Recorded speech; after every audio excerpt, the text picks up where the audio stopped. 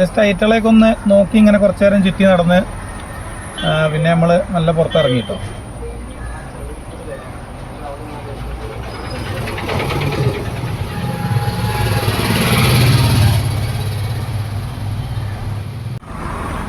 അപ്പോൾ നമ്മൾ തിരിച്ച് പോരുകയാണ്. പോരുന്ന വഴിക്ക് നമുക്ക് കസ്റ്റമർ ഒരു കരിക്ക് ജ്യൂസ് മേടിച്ചു തന്നു കേട്ടോ. നമ്മൾ അരീക്കോടോട്ടം പോയി തിരിച്ചെത്തി. 12 മണിക്ക് പോയിട്ട് 3:45 കേട്ടോ തിരിച്ചെത്തിയത്. കുറച്ച് കൂടുതൽ സമയം അവിടെ വെയിറ്റ് ചെയ്യേണ്ടി വന്നു. അപ്പോൾ നമുക്ക് 700 റുപ്യ അവർ തന്നിട്ടുണ്ട്. ഓക്കെ, 700 റുപ്യ ഉണ്ട് കേട്ടോ. ഞാൻ 500 ചോദിച്ച്, അവർ സന്തോഷത്തോടെ 700 തന്നു.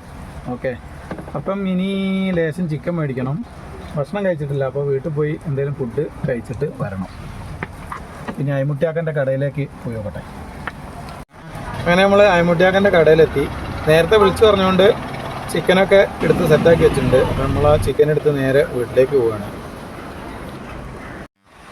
അപ്പോൾ നമ്മളെ വണ്ടി ഇതാ ഇവിടെ നിർത്തിയിട്ടുണ്ട്. ഇത് നമ്മളെ വീടല്ല, എൻ്റെ വീട് അതാണ് കേട്ടോ.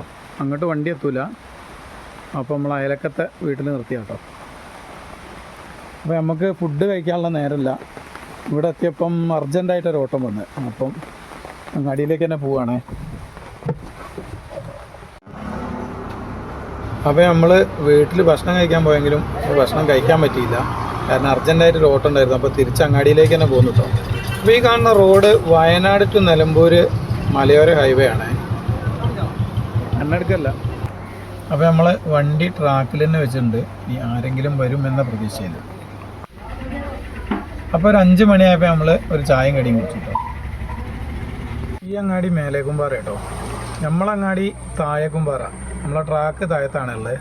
ഈ റൂട്ടിൽ ഓട്ടം വരികയാണെങ്കിൽ നമ്മൾ ലേശം ഒരു 10 മിനിറ്റൊക്കെ നമ്മളിവിടെ നിർത്തും കേട്ടോ. കാരണം ഇവിടെ വണ്ടി കുറവാണ്. അപ്പോൾ ഏതെങ്കിലുമൊക്കെ ഓട്ടം തടഞ്ഞാലോ എന്നുള്ളൊരു പ്രതീക്ഷയിൽ ഒരു 10 മിനിറ്റ് ഇവിടെ നിർത്തി നോക്കാം. അവിടെ ഒരു കുരിശുപള്ളിയൊക്കെ ഉണ്ട്. അപ്പോൾ നമുക്ക് ഇവിടുന്ന് ഒന്നും കിട്ടിയില്ല കേട്ടോ, ഓട്ടമൊന്നും കിട്ടിയില്ല. നമ്മൾ താഴേക്ക് തന്നെ പോവുകയാണ്. ഓക്കെ, അങ്ങനെ നമ്മൾ പൂമ്പാറ അങ്ങാടി